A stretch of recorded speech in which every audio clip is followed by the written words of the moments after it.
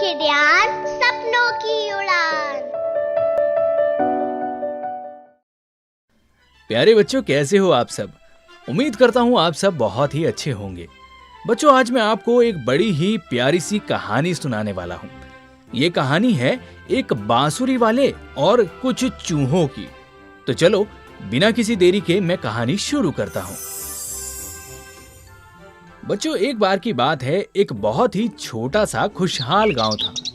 वहां के लोग बहुत ही ज्यादा धनवान थे। उनके पास पहनने को सुंदर सुंदर कपड़े थे और खाने के लिए भरपूर अनाज भी था। और यही कारण था कि उस गांव के आसपास बहुत सारे जानवर भी रहा करते थे। एक बार क्या हुआ कि कहीं से उस गांव में खाने पीने की तलाश में बहुत सारे चूहे आ गए और चूहों ने आकर पूरे गांव पर हमला बोल दिया। अब चूहों की संख्या इतनी ज्यादा थी कि गांव वाले उनको पकड़ते पकड़ते परेशान हो गए।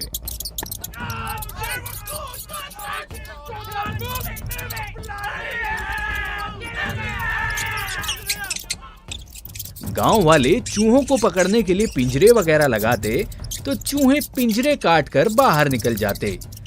चूहों को भगाने के लिए गांव वालों ने सारी तरकीबें अपना ली, लेकिन कोई भी सफल ना हुई।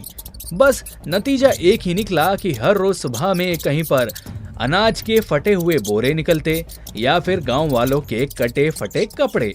अब सबके पास सुंदर सुंदर कपड़े तो थे, लेकिन सब के सब फटे हुए कपड़ों में नजर आने लगे। अब इस चीज को देखते हुए गांव के लोग सरपंच के पास गए और बोले, सरपंच जी, कुछ कीजिए, ऐसे तो हम सब बर्बाद हो जाएंगे। सारे चूहों ने पूरे गांव में आतंक मचा रखा है, हम क्या करें? अब इस चूहों के हमलों से तो सरपंच भी परेशान थे, क्योंकि सरपंच का घर भी तो गांव में ही था ना। लेकिन अब क्या करें, गांव वालों को तो दिलासा देना ही था। तो सरपंच ने कहा, देखते हैं, हम शाम तक कुछ उपाय लगा लेते हैं। इन चूहों का कुछ तो करना ही होगा। अब यह दिलासा देकर सरपंच ने गांव वालों को वापस भेज दिया। थोड़ी देर बाद क्या हुआ कि सरपंच के पास एक आदमी आया, बड़ा ही अतरंगी सा, ऊपर से नीचे तक रंग बिरंगे कपड़े पहने हुए थे, चमकदार जूते, ऊंची टोपी। और वो सरपंच से आकर बोला, सरपंच जी, मैंने सुना है कि आपके गांव में चूहों का हमला हुआ है।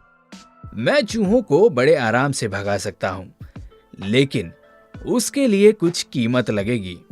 अब इस बात को सुनकर सरपंच ने उससे सवाल किया, अरे नौजवान, तुम चूहों को गांव से निकाल दोगे? ऐसा कैसे कह सकते हो?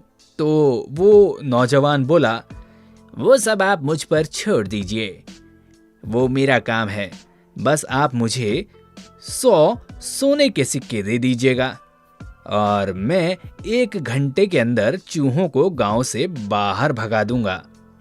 अब उसका इतना कहना था कि सरपंच ने कहा, ठीक है, तुम अपना काम करो, गांव से चूहों को निकाल दो, लेकिन हाँ, अगर एक भी चूहा गांव में रह गया तो तुम्हें तुम्हारी मुद्रा नहीं मिलेगी। अब यह सुनकर नौजवान ने कहा, समझो, आपका काम हो गया। अब वो नौजवान सरपंच जी के घर से बाहर निकलकर एक नीम के पेड़ के नीचे जाकर बैठ गया। वहां बैठकर उसने अपने थैले में से एक बांसुरी निकाली और एक धुन बजानी शुरू की। अब वो जो धुन बजाता तो उसके आसपास गांव के लोग इकट्ठे हो गए और देखते ही देखते गांव में मौजूद सारे चूहे भी उस बांसुरी वाले के पास आ गए। वो बांसुरी वाला उस नीम के पेड़ के नीचे से खड़ा हुआ और बांसुरी बजाता बजाता एक तालाब के किनारे गया और सारे चूहों को बांसुरी की धुन के इशारे पर पानी में भेज दिया, जहां पर वो सारे चूहे डूबकर मर गए। उसके बाद वो वापस सरपंच के पास गया और अपने इनाम की बात की। तो सरपंच ने चालाकी दिखाते हुए कहा, अरे, तुमने तो 1 घंटे की बात की थी और ना तुमने कोई दवाई इस्तेमाल की, ना कोई पिंजरा वगैरह लगाया, सिर्फ एक धुन और 15 मिनट का काम। इसके लिए 100 मुद्रा थोड़ी ज्यादा है बेटे। एक काम करो, ये तुम 10 सोने के सिक्के रख लो और तुमसे फिर कभी दोबारा काम पड़ा तो हम तुम्हें और सिक्के दे देंगे। यह सुनकर नौजवान थोड़ा सा नाराज हुआ और बोला, जो शर्त रखी थी वो शर्त थी, अब लेकिन क्योंकि तुम शर्त नहीं मानोगे तो मैं फिर अपना कुछ और काम करूंगा। और यह बोलकर उसने दोबारा से अपने थैले से बांसुरी निकाली और बजानी शुरू कर दी।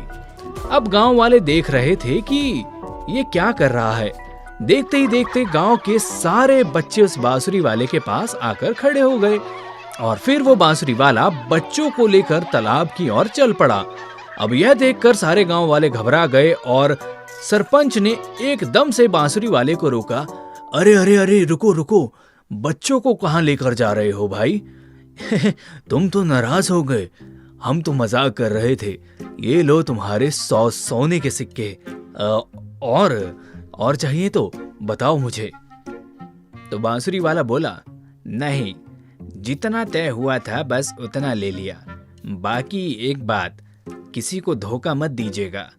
जितना मूल्य तय हुआ है उसका उतना अदा कीजिए, क्योंकि काम करने वाले ने भी ईमानदारी से काम किया होता है। चलिए, आपसे फिर मिलता हूं। और यह कहकर वो गांव से चला गया। तो प्यारे बच्चों, कैसी लगी आपको कहानी? उम्मीद करता हूं आपको ये कहानी बहुत पसंद आई होगी। चलिए, आपसे फिर मुलाकात करूंगा। आप सुनते रहिएगा किडियान सपनों की उड़ान।